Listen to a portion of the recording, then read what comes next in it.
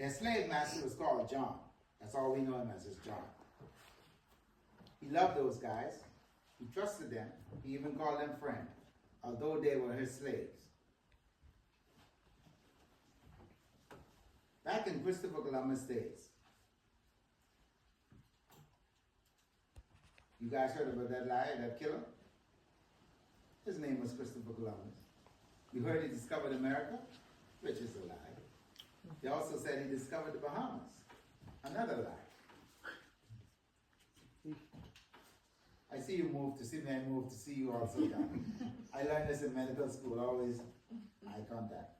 Talk to everybody. Okay. Back in 1492, Christopher Columbus sailed from Spain. He landed here on our shores. He came here in search of silver and gold. I just told you about those treasures they found. That's what he came searching for. Now on that journey, a lot of his men died. There was some sickness going on, some diseases going on at that time. These are my words now. There were no coolers, vessels on your boat during that time. So if you have dead bodies, what do? Feed the sharks. Throw them overboard. That's what I believe he did. When he got here, he met an indigenous group of people here. They were called the Lucayan Indians. Lucayan Indians.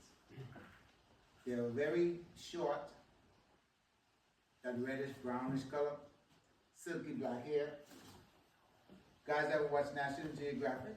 Those tribes with those bones through their nose, that's what those guys look like. There are no living ancestors today. When he got here, he met those folks here. He realized silver and gold was not on the island. At least he didn't find it. He also realized he needed more manpower to replace the men who he lost.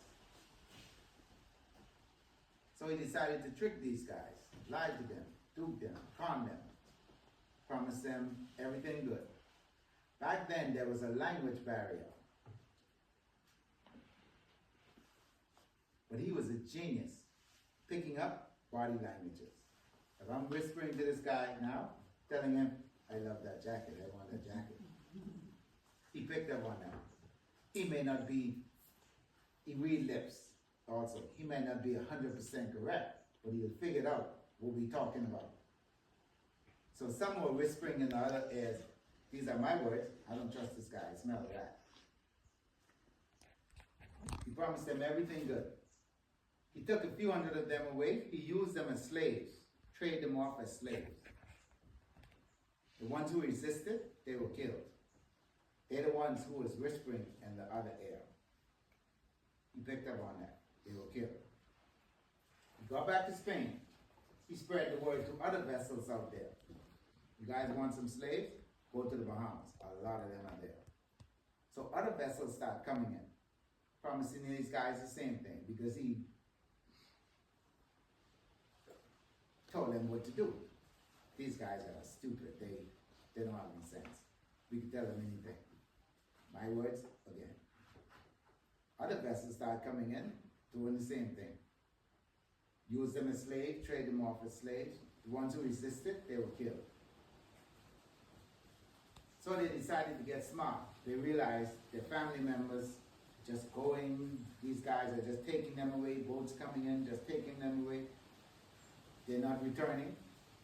So they split up in 4 groups. Some went east, west, north, south. This is the east end of the island. So they wandered deeper and deeper and deeper into the woods until they came into that hole up there. So the hole up there in the roof, that's the original hole. They just opened it up bigger. It was a hole. So they say, okay, this is hiding place. They opened it up bigger. This was all closed in. We opened this up. Put in the boardwalk, sail up, make it a tourist attraction for you guys.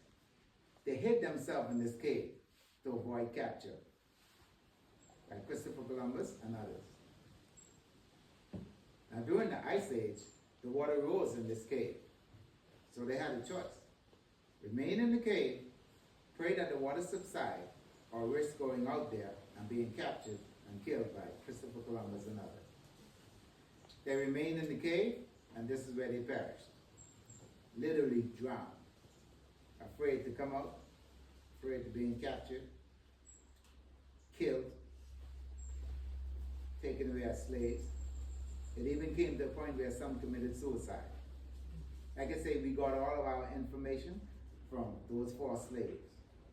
Prior to John's death, their slave master, he sat down 2 days with them, and he spilled his guts. He told them everything he knew, everything would happen, everything was about to happen. He told them everything. Then he passed away. And that's how we got our information. They just passed it on. We pass it on from generation to generation. So that's where we got the information from those slave masters. They were there, they lived it, they saw it, plus their slave master told them that. Like I say, they hid themselves in this cave until they died, literally.